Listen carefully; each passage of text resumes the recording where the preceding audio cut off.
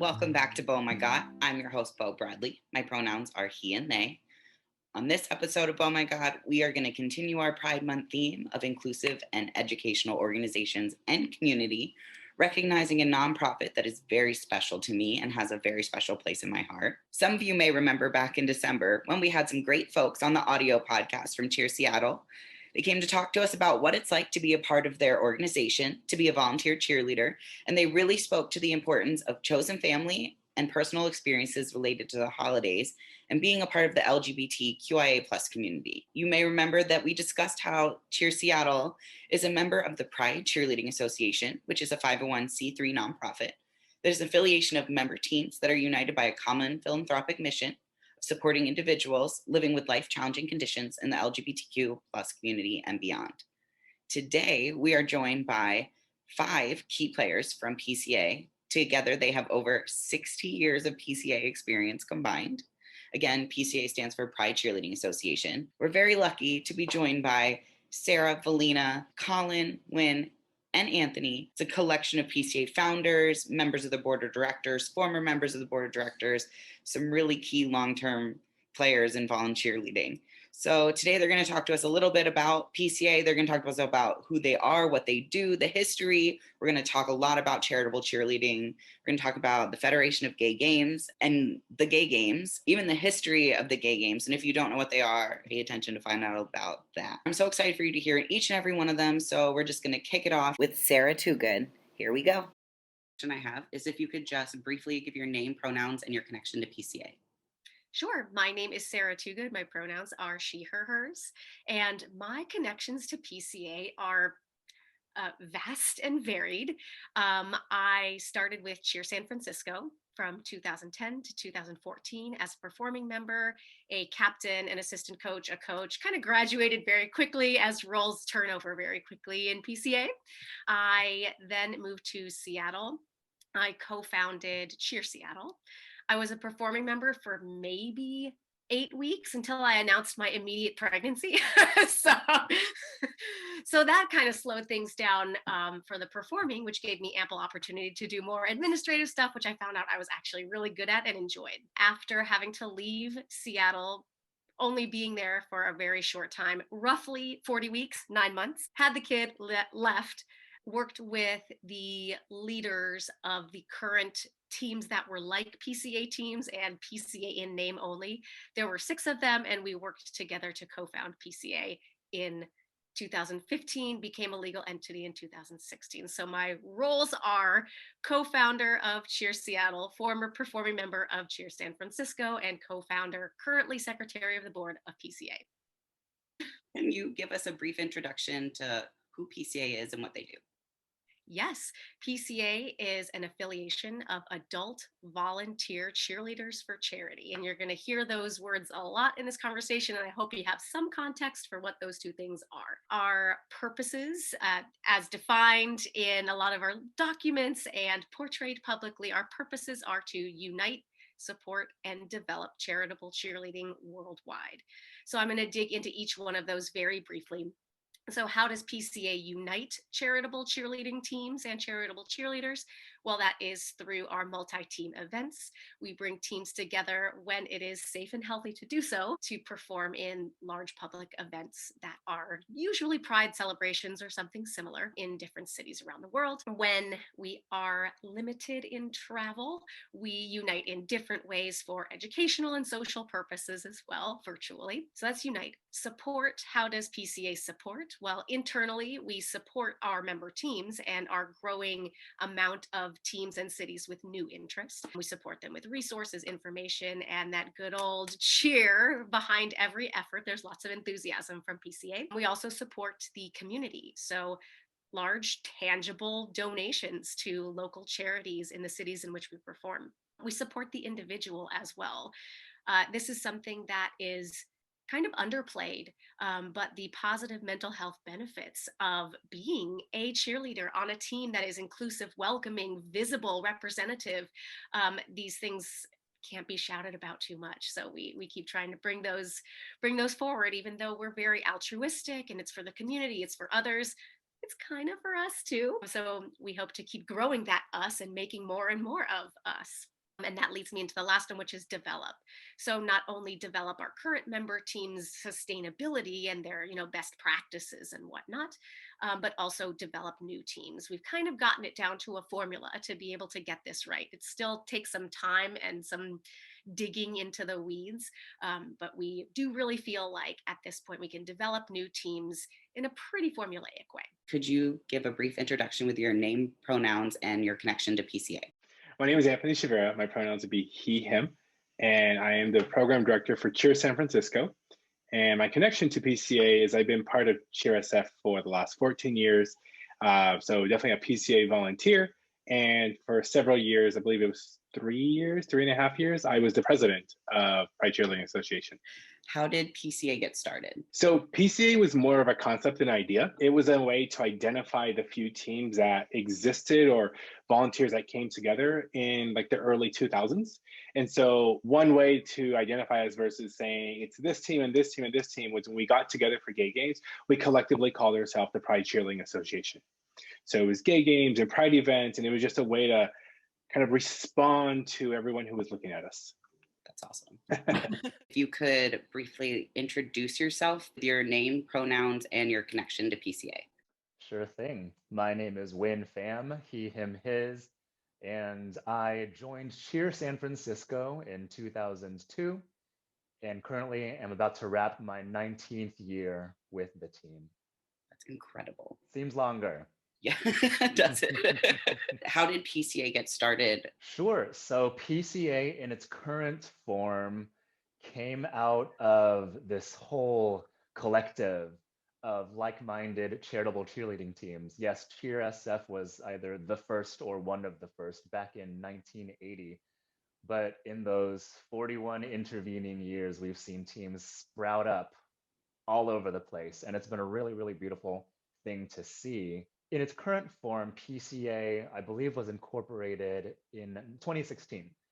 And that was a way for PCA, the collective, to legitimize itself as an organization that could provide resources and support to this whole slew of teams that would otherwise not be really formally connected via any sort of network.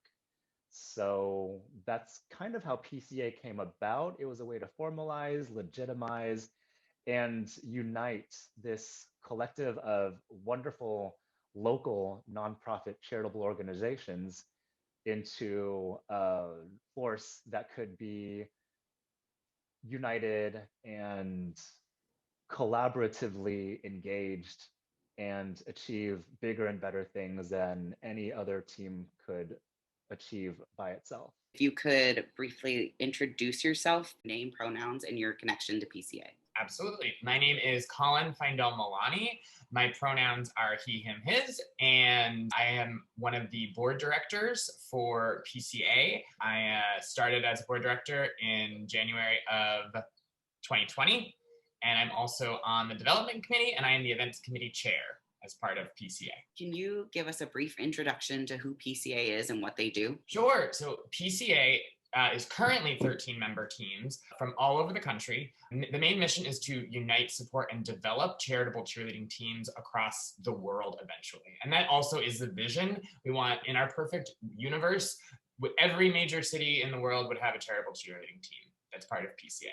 Yeah, so it's like I said, it was because PCA, the idea of it was just a way to represent ourselves when we all came together in those rare moments. So there wasn't really a concept behind it except for an identifier, like the way we have the he, him.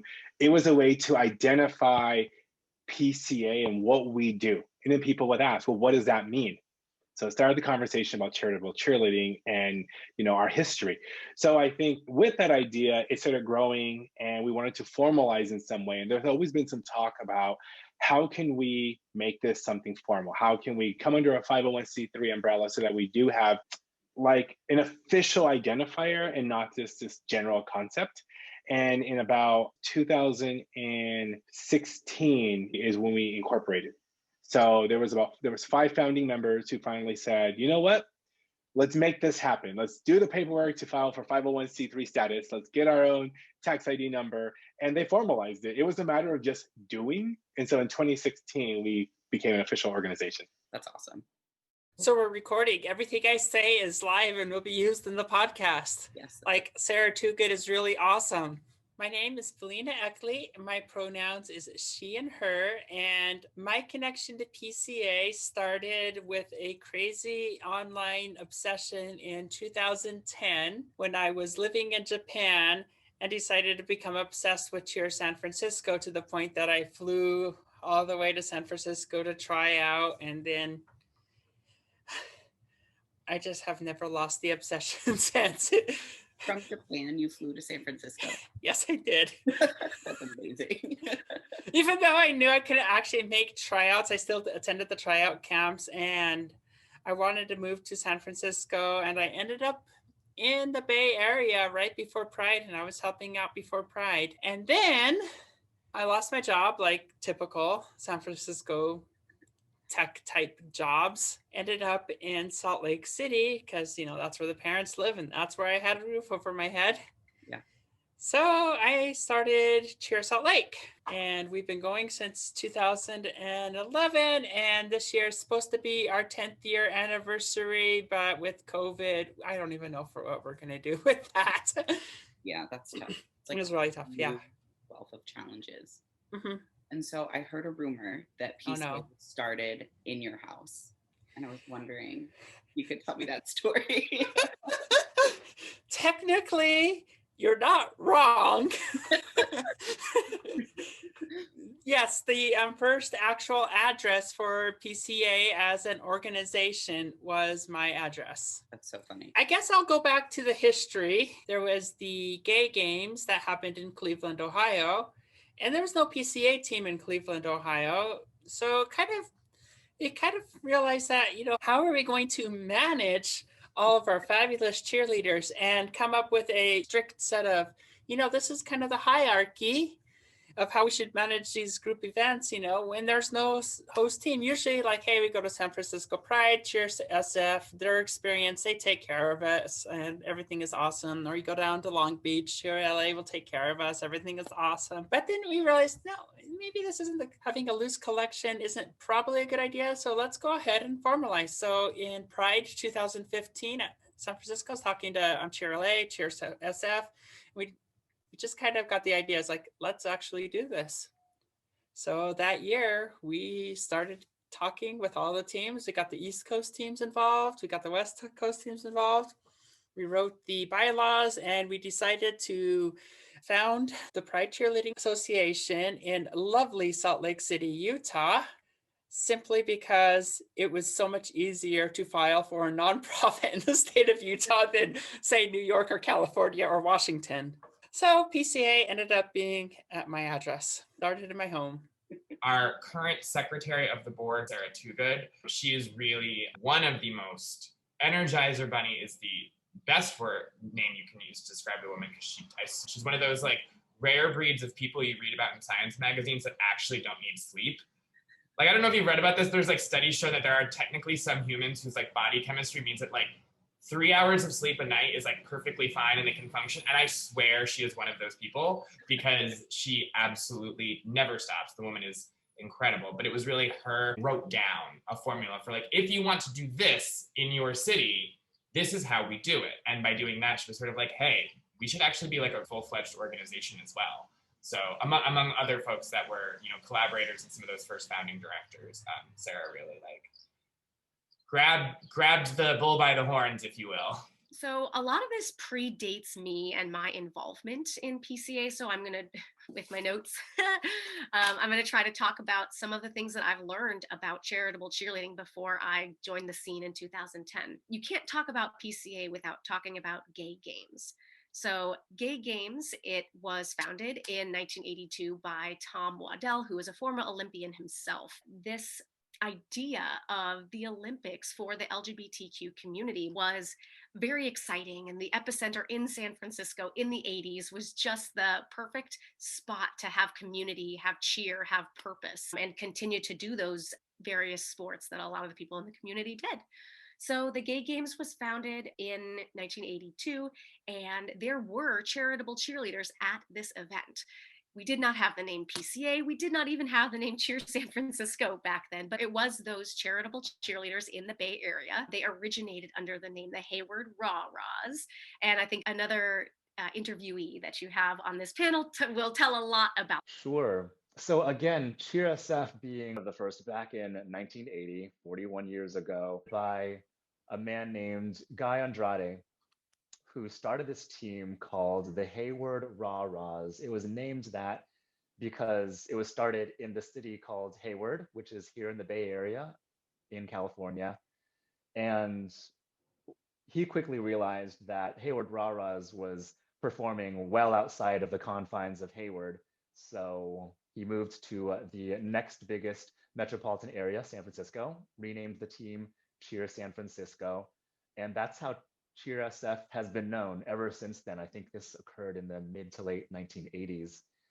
And then all these other teams started popping up, and there was that uniting purpose of using the sport and activity of cheerleading to raise spirits and awareness and funds and to benefit the community and the general public at large. But basically, it was very obvious that for the community, the color, the culture, that cheerleading was inherent to the gay games. So like the Olympics, the gay games happens every 4 years. And each 4 years new cycle of the gay games, there continued to be this very strong charitable cheerleading presence. So it was only a matter of time before this grew from just those in San Francisco to similar like-minded groups of adult volunteer cheerleaders for the LGBTQ plus community in different cities. So I can catalog all of the history of charitable cheerleading at gay games. But I think an important transition point was between the Sydney Gay Games in 2002 and the Chicago Gay Games in 2006. There were at least 3 kind of solid teams that weren't going anywhere. Not that they weren't going anywhere, but they weren't leaving. For perpetuity, these teams existed. So it became obvious and necessary and natural to organize, and to organize under one concept, one philosophy, not yet one brand, but a name. So that's when the idea that this was the Pride Cheerleading Association began. All the while, there was the feel of cheerleading, classically as we understood, but tweaked differently in that they were cheering to raise spirits, attention, and funds. So a lot of the donation collection was very grassroots in these buckets, and it still is. But the idea was that these cheerleaders are not only there to support with their rally cries, but they collected bucket loads of money and gave it directly to local charities in those cities that the games were hosted in. So this idea needed to materialize because it was important, it was unique, and without it, the world could not go on. So that's kind of how PCA got started. It was born out of necessity at the gay games, and naturally coalesced when more than one city took it on and realized there was a common bond among them. That's so cool. I had no idea. Well, it was back in the day, you know. I had a coach, and this was when I was in high school and doing All-Star competitively. And one of my coaches, learning what not to do, I remember she would be like, "Oh God, I hate cheerleading. God, I hate cheerleading." And I'd be like, "So why are you still coach?" And she was like, "Because cheerleading is one of the most addictive things in the universe." And I was like, "Huh." She was like, "I'm not kidding." She was like, "You'll see." Because I think it was like my second year. And I was like, "This is great. This is wonderful." She's like, no, it really is the most addicting thing. I think it's very interesting seeing a lot of our members, no matter what team you're on, I think that you can find every shape, size, color under the sun. You name a human, you name a type or non-type of human, we have members. And that goes from the things you see, like height, color of skin, but it also goes with, I think every team has the people that are there because they can't give up cheerleading and want to keep stunting and doing whatever. And this is like something that works with their adult schedule, because all of it, I heard last night at one of our coaches' formal roundtables that something that one of the teams say is like, they're like, "Okay, let's try it. But also remember, we all have to go into work in the morning. If we get hurt, we can't call out of school the next day." Those people that can't give up cheerleading. And then I also think it's those people that really always wanted to be a cheerleader and never had the opportunity. But collectively, everyone wants to make a difference and help in some sort of way. And you can sort of see the journey of one often leads to the other if a member is on the team for long enough. And I can attest as saying I was simply 21 and did not know how to stop cheerleading. And I was like, that sounds fun. And ooh, a gay team, how great. Why not? And of course I'm a coach, so athletics is still very prominent in my mind, but it went from, I don't know when it changed, but I had like zero desire to ever be on like an all-star team at this point in my life. Like I have no desire to compete. I have no desire to like live that kind of life, but yet I can't imagine not being a charitable cheerleader for my city and for my community. And so I think one sort of, as maturity, as years, when you're years old, it really, one bleeds into the other, I think. So that's like in a nutshell, what we do. But essentially, the original PCA team was Cheer San Francisco. That was started over 40 years ago. And then a little bit more than 20 years ago, I guess there was first Cheer LA was formed, and then Cheer New York was formed. And so about 2004, when there was a few more teams, that was when it was first kind of conceived, the idea of the Pride Cheerleading Association, which is what PCA is short for. And from there, it was sort of like, how do we all talk to each other? We're all doing the same things. What do we do? Although it was not formally incorporated until 2016. So there was a solid 12 years where it was just a concept, an idea, an off-the-record family. Yeah, it's fun. It definitely is. Without like knowing the mission statement, before I was a board director and I knew that, on paper mission statement of PCA, the three words unite, support, and develop are really like, you couldn't hit the nail more on the three heads, if you will, because it really is about, right now there are currently 13 official teams. I would be doing a disservice if I didn't shout them all out in order. Cheer San Francisco, Cheer Los Angeles, Cheer New York, Chicago Spirit Brigade, Cheer Salt Lake, Cheer Seattle. It's like we're in a parade, my friends. Cheer DC, Capital Cheer Elite Storm. They're in Sacramento. They don't have their city name in their team, but they are still a PCA team. Cheer Tacoma, Cheer Colorado, Cheer Austin, Cheer PDX, and Cheer Philadelphia. Give it up, crowd. All right, so that's 13 teams. Currently. There's more down the pipeline. Shh. Why are we doing the same things in 13 cities and then not talking to each other, not being a resource for each other, not learning together, which is also about, supporting each other and making sure that apart from being PCA, my current member team is Cheer New York and I'm New York City based. And why would we do something, whether it's positive or negative? Well, negative is not the right word, but like, why would you do something successfully or potentially make a mistake and then not learn from other people's positive and negative experiences, making sure that maybe because it didn't work in that city, it could potentially work in your city or vice versa. Like that really works for them. For here in New York, that might not work for us. So that's kind of in a nutshell, but also a little more fleshed out who we are and then what we do for each other. Really a network. Yeah, it really is. I kind of equate it to if you went to a college, there's a really active alumni association.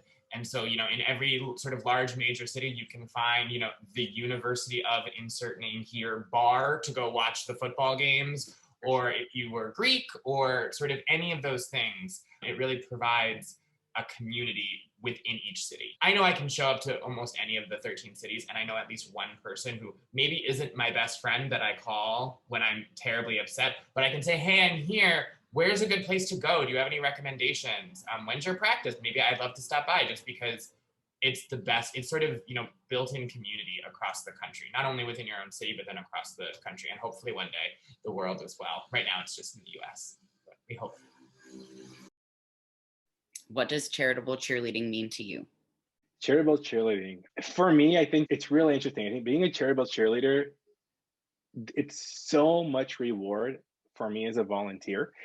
And so this idea that I'm actually doing this to help other organizations, it's kind of a disconnect sometimes, and it's mind-blowing, right? Because I get so much out of it. So I say being a charitable cheerleader is, to me, is the ability to help others and give back. I didn't always have people to look up to, though, the time I came out and grew up was definitely different than it is today. And although it may look easier today, the people today are going to say in 10 years, God, it was hard for us. And so it's constantly moving. And so I think the proper way is, you want to give back. We want to leave a mark. And I think that's the best thing I can do in the realm of charitable cheerleading. And it's the exposure to all the services that are out there and all these organizations, and the understanding that I'm very lucky in my position to do what I do. Because when you see these organizations and the services they provide and the people they help, the grass isn't always greener where you're standing. So it's really awesome to be able to my little part to make people's lives better. You're talking to someone who has registered charities or has helped, consultatively in registering charities in like 6 or 7 different states. So charity is really specific to me. And you're talking to someone who has been a cheerleader for all of their adult life. I've been an all-star cheerleader, a high school cheerleader, a college cheerleader. I was on NCA staff for 12 years. So charitable cheerleading, those are like super loaded words semantically to me. So I'll try to bring it together. And the commonality between charity and cheerleading, the factor that brings it together and makes it distinct from other things is organization. So yes, I'm a Virgo, I'm a speech pathologist, I'm a teacher by nature. So organization is very important. So here it is. Charitable cheerleading to me is an organized use of creativity, enthusiasm, and altruism and planning to amplify small donations into big impacts. So without organization, charity, we would still have gifts of goodwill, and this is human nature, and we would still have acts of kindness. This is human nature, but organized charity invokes higher order human cognition. So while that cheerleading, which is this enthusiastic, athletic, synchronized group effort to support, if you apply organization to it and that philosophy of take small donations and amplify into big impact, that is what charitable cheerleading is to me. I have many answers to this question. Charitable cheerleading, first and foremost, it's a life for me. It's not just a lifestyle, it's a life. I have been involved as a Cheer SF and PCA performer now for nearly 20 years, my entire adult life. So I don't know life without it. It is also very much a lifestyle. It's a way of being. It is putting others before yourself. It is acknowledging the ability and the responsibility that you have to help others who might not be quite as fortunate as you. It is stressing yourself out to be the best that you can to ensure that you are presenting your own self, but also your PCA team's brand and PCA's brand in the best possible light, because you know that the impact and the reach that you have with your message and PCA's message can have implications on other people whom you will never meet, and implications whose impact you will never know, but you know that by conducting yourself in the best way possible, that impact is positive. Charitable cheerleading also, in the context of PCA, it can have kind of a double meaning. We can look at PCA as a resource, and we can also look at PCA as a collective. And it's important to acknowledge the distinction between those two. PCA as a collective, we're a family, and it's so wonderful to be a part of this weird, amazing, far-reaching family that will support each other, that will look each other up when we're in each other's cities and say, hey, who's free to grab a drink? Who's free to grab dinner? Can you provide recommendations on where to do either of those things? So as a collective, it's a very special place. And as a resource, and this is mostly for those who are thinking about joining or thinking about starting a PCA team, as a resource, PCA, there's nothing quite like this weird motley crew of quote unquote old ass cheerleaders who just can't give up being a part of this sport, and especially can't give up the charitable elements and acknowledging the power that we have when we show up in a uniform, all smiles, promoting whatever message we're promoting, handing around our spirit buckets, collecting donations from our audience members, and giving all that right back to our communities. And so PCA as a resource, we're a resource to communities, we're a resource to burgeoning new teams. And as a collective, we're a resource to each other. We give each other life. And I think that's really poetic that we literally cheer for life. Charitable cheerleading means to me, other than being too old to be throwing people around, it's a way that I could give back to the community in a positive manner, that I could, help spread happiness and joy and all the cool things, and get together with some of my friends and we could do the same thing. And in doing that, we could also raise money and help other people. And it's a really fun sport. And I never started until I started a PCA team. Is my call to action. It is my community. I have a very large family. My mom is one of 9, so I am very used to family functions being lots of people and who is that. And it was just recently Memorial Day, and I was able to go to my Memorial Day picnic because everyone in my family was vaccinated, and so we finally did it. Again, we were outside. It was wonderful. But at all of these large family functions, I'm always like, who is that? Am I related to them?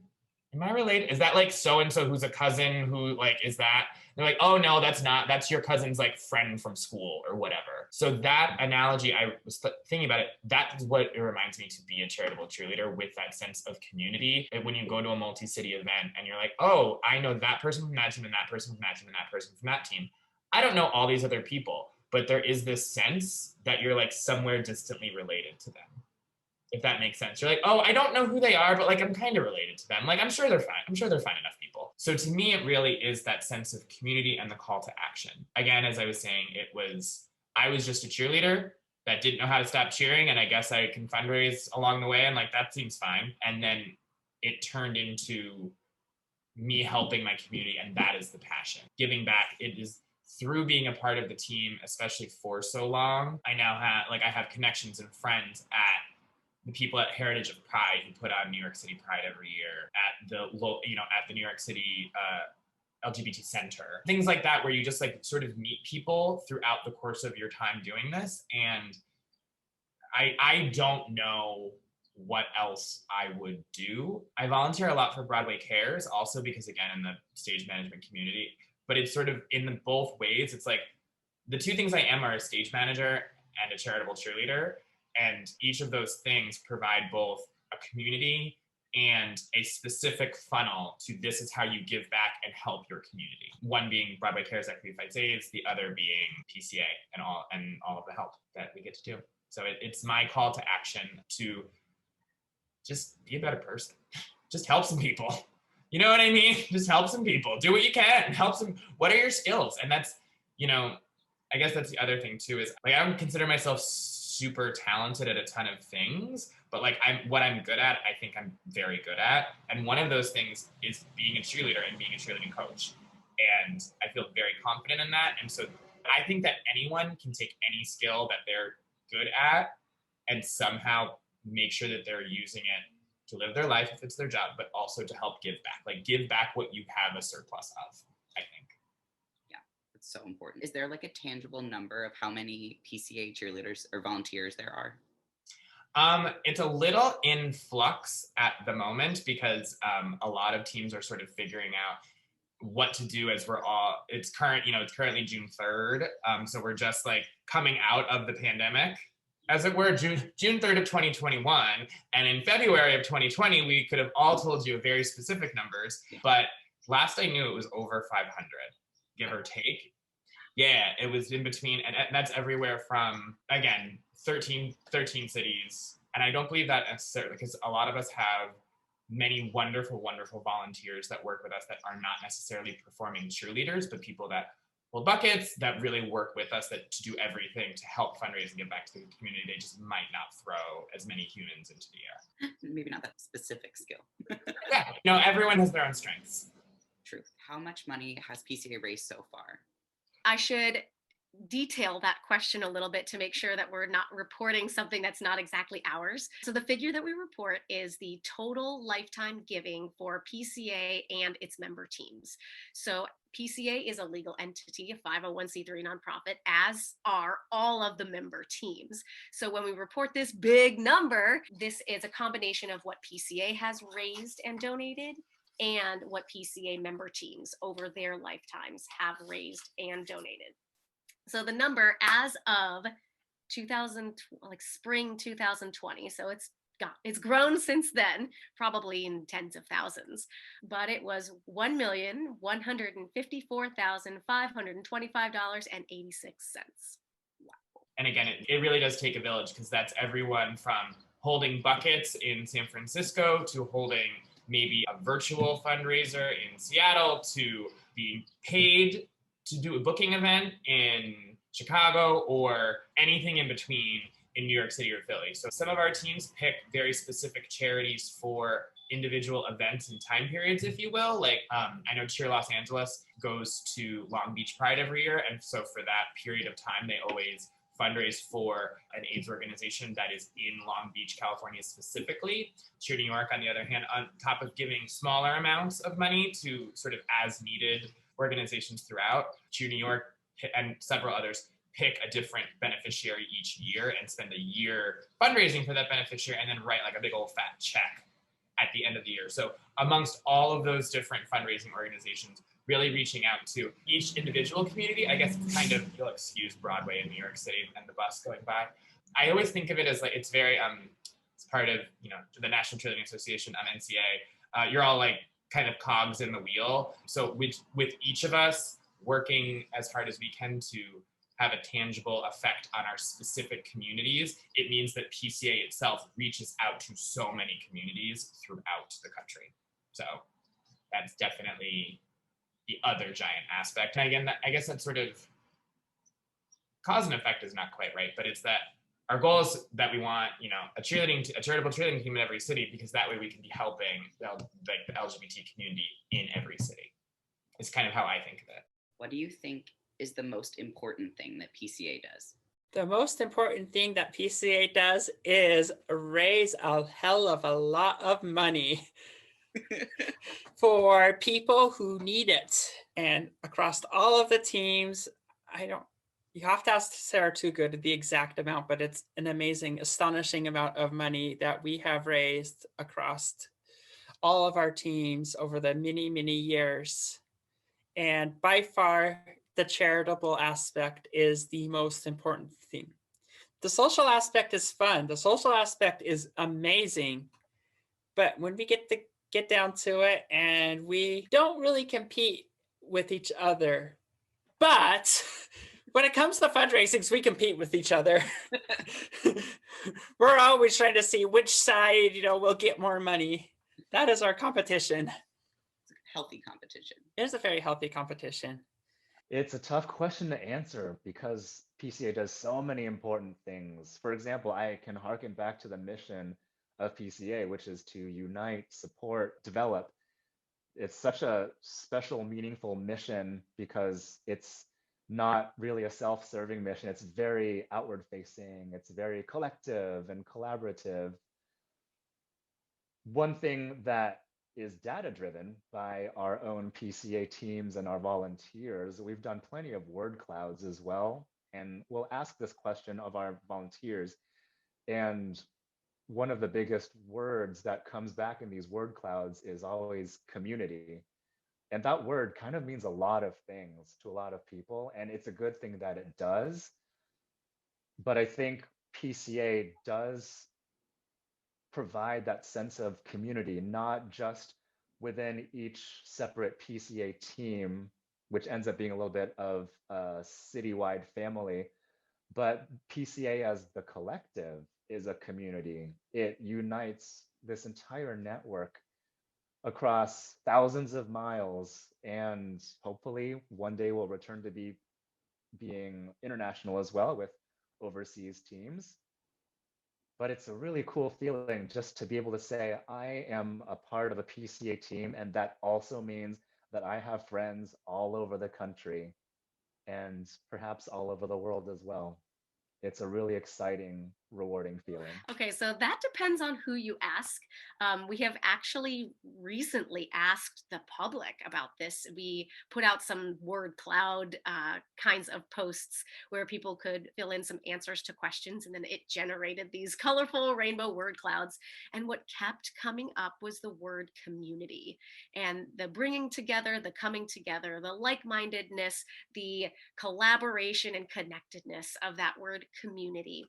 It seems to be what most people think is the most important thing that PCA does.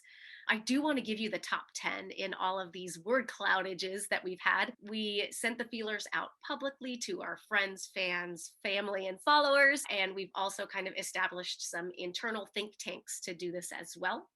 The top 10 words were community, inclusion, support, diversity, fun, unite, grow, LGBTQ, authentic, and cheer. That's really on brand. I know, right? You did a good job. Yeah. That's so cool.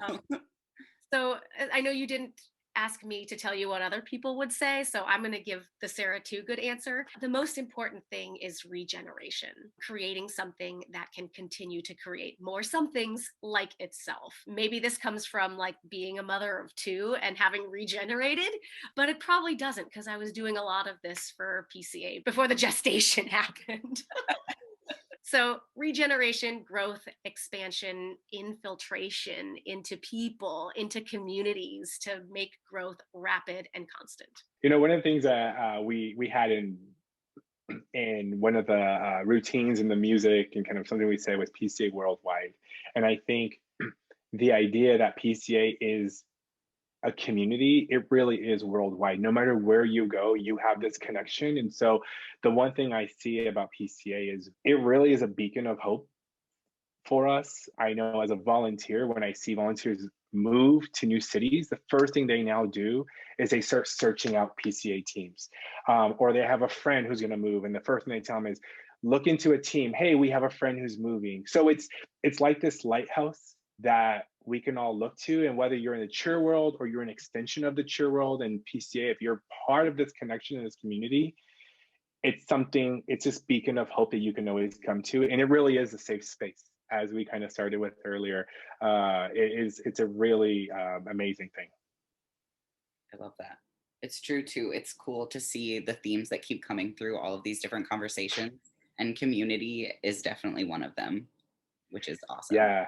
It's really cool to see. I mean, our network is so big and people come and go, right? PCA really is, there's that poem, a season, a reason, a lifetime. That is a definition of PCA. I've been on the team 14 years, getting ready to kick off my 15th year. There are people in Cheer San Francisco who have been there 20 years. We've been around for 41 years. And some people just need us for a bit. Some people need us for a little bit more. And some people, once you have felt the PCA family and that, cheer for life mentality, it sticks around and you can't shake it. It will always be with you, and it will always be that special memory you had, whether you're active or just looking from a distance. I think when it is something that we really do feel and just comes out, and I think, hopefully people listening do get that sense that this isn't just for show. Like, we stick around because it really is what we talk about. I mean, you can look and say, oh, the stunting is really cool and it's fun what you guys do, and it's cool you guys raise money. That only lasts so long. People volunteer so many times, but the unity that's brought together by this idea of cheering for life and, PCA is a kind of a collective. It's what keeps people here. It really does. And I really think that's actually why people say is the community. That's cool. I never really thought about like the longevity of it before. Do you think, since you've been here for more than I have, do you think that you have seen a lot of people who like stop physically participating but maybe still stay around to do other things, or is it people staying like physically involved for a really long time? I think it's both. And so I think this is one of the areas of transition that we have opportunity in. There's a physical aspect, and when it's over, sometimes it's over for people, but there's a lot of other stuff. And I think the one thing that came out of 2020 is really identifying that there's all these other pieces that we're trying to make work, but because it's, we're doing the physical part, it doesn't lend itself. And so there's a lot of space for people who want to stop the physical part for various reasons and help out in other ways, whether it's marketing, communications, social media. There's just so much that you can actually do. And so if you want to step away from the physical part, there's always a place on a team, and even within PCA Incorporated, the organization, to keep it moving. That has nothing to do with the physical cheerleading itself. For sure. It's cool because it's something that when I joined, it was originally because I saw the cheerleading and I saw like the queer aspect of it. And I was like, okay, this is a really cool experience or place for me to like combine these two parts of my life and like come back into them.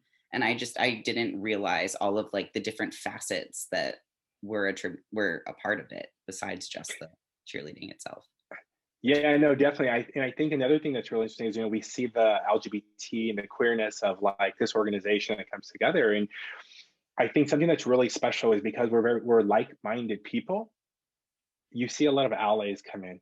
And so I think this is a huge benefit for not just us as individual teams, but as PCAs as incorporated. And I think as gay people and straight people, I think it's really, really amazing because we educate our straight allies who are learning about our community and how we work and how we function and how we see ourselves, and we educate them, right? And they take the education and they help to make the world a better place because they take that information into bubbles that we don't have access to, sometimes because people don't want to give us access, other times just because we don't have the same circles. And so when things are said and it's incorrect, our allies educate those people, and that's good for us. That really helps us, and it's a great way for people to understand the community. And when someone knows someone in the queer community, it's very different than just saying those people. They respond very differently, and we see that year in year out as people start coming out. So I think it's a really cool thing, and it's a really good thing for LGBT people to see that the straight allies, there's a lot of value in them. And we move forward, but we don't move forward together. It takes the sum of all of us, gay and straight, to really make this happen. Definitely. What is your favorite PCA memory? So I think there's a lot. I think PCA memories don't really have one because each team has this unique flair that they offer, and we call ourselves PCA. And so I would say kind of two things. I think from a physical aspect, and the idea of PCA and all these people who are very like-minded for the same cause. I would say in 2018, when we went to Paris and we performed at Gay Games in Paris, when 150 people approximately run out into the stadium field and we're performing for a 3-minute piece in front of all the performers and all the guests, that is just a magical experience because it's not that we're on stage in front of others, but this is one of the rare times that we get together with our brothers and sisters from other teams. And it's just a very special moment. And when you go back and look at the caliber to which we're all working together, it is the unity of what we are. I would say from a PCA as an organization perspective, I think a really amazing thing and a really good memory would be my time as president of PCA, which actually happened to coincide with going to Gay Games Paris. And this was the first time that PCA officially took over the lead of organizing the Go to a Gay Games. And so being able to get so many people to go and experience what that's about and see the value and feel the value of being a PCA volunteer, that's just something that I think is just amazing. And I look forward to it being replicated time and time again as we move forward. Yeah, that's really cool. I think that's like just the fact that Gay Games exists is such a cool thing, and how much of a part PCA is of it is really cool too. Yeah, if you've never gone, whether you are part of a sport, get involved in a culture aspect, or just go to experience it, this was my first one, and I've had the opportunity to go to two, and I missed them. And so finally I went, and it was just like, what was I like? Why didn't I go? And something always came up, but I'm so glad I went. It was an amazing experience. And it's interesting to see, like living in San Francisco, we live in a bubble sometimes, and we're very, very lucky in this bubble. But you just go out a couple miles and then you move to states and countries and you see how different it is. And not everyone has our luxury of being able to be open. And that's not to say it's perfect here either, but we are leaps and bounds in a better situation than people in other places. Definitely, for sure. Yeah. My favorite PCA memory was my very first San Francisco Pride in 2011, before PCA was officially PCA. And Cheer San Francisco had a competition going on for SF Pride that year, as in we're going to break the teams down into, the teams, and which team would raise more money would win, the awards. They put it as a competition. I single-handedly, as a volunteer standing out there doing that, outraised almost all of the teams that showed up. That's incredible. Folsom, the team from Folsom we had at the time, they took first place. Cheer SF took second place. I single-handedly took third place. I beat out Cheer Los Angeles, the two Sacramento teams, a Dallas team, and everything else single-handedly. And after that, they realized that I am a force to reckon with when it comes to fundraising. And they were all out to beat me the next year, which was great because a lot of them did. And we even got more money. So that was the whole point. I will preface by saying, I don't know that I won't tell you all of them because we have no time, but I don't have like one top memory, but I do have like a top 5. And the through line is the same because it happened more than once. It is, well, I'll tell you 2. Cheering at gay games in general, and then I've been to 2, the same thing happened where as PCA, we show up a couple days early, we put together an opening routine that involves everyone, you learn it, we perform it. The moment where you're putting on for me, it was Cheer New York. I put on my Cheer New York uniform and I'm cheering all of the cities and countries as they walk by. When New York City walks by, obviously you get to be excited, but when you look at your friends at Cheer Seattle, at Cheer LA, at Cheer San Francisco, cheer wherever, when their cities walk by, they get the same hype. And immediately after that, we change from our member team uniforms into our PCA uniforms, where everyone has the same uniform. And we go from being separate but united teams to being one giant organization of PCA. And that is such an, in a way that I don't really do, I'm like hippy dippy, but I keep my feelings inside. Both times, in Paris, which was my second games, it took me by surprise, even though I had experienced it once already, just how I got tingles, I got chills, because I was like, this is really cool. To see so many people, and for logistical reasons, setting up a routine, we had everyone wear their own team shirts so we could see the colors and who goes where. But to see everyone go from their own member team uniforms and colors to just being one unified look, it really is pretty awesome. And then the other part that is not necessarily about PCA as a whole, but about being a PCA member team, it's marching at Pride. You get to see your community. You get to see people's smiles. You see, again, everyone under the sun. Somehow I always feel like I end up connecting with somehow younger people. I feel like I can see, somehow they catch my eye, and you can see and smile. And there's just a sense of joy and hope. And again, for somebody who might be a teenager who's at their Pride, I remember being a teenager going to my first Pride and seeing the people marching. And I was like, wow, this is incredible. You get a sense of that you're part of something bigger than you. But more importantly, I think when you see smiling cheerleaders that are so diverse in how they look and what they do, it's such a juxtaposition. As I said, everyone can think of the cheerleader that was mean to them in high school.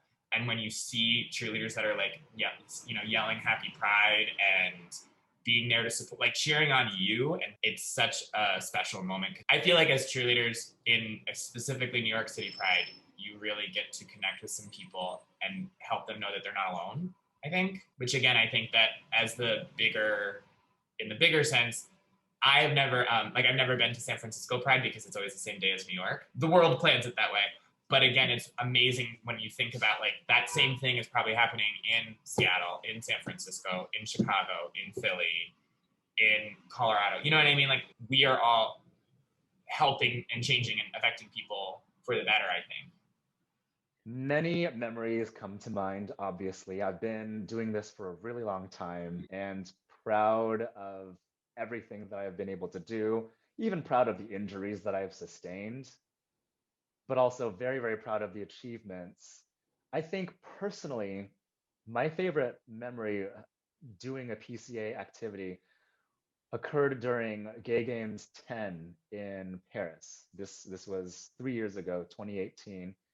And on top of competing as a cheerleader with GRSF and performing as a PCA cheerleader at the opening ceremony and at the cheerleading exhibition and competition, but I was also selected to be an MC of the cheerleading competition and exhibition, which is great because not only could I represent my team, CheerSF, as this whole competition experience was proceeding, but I also got to draw on my high school French, which it had been quite a while since high school French.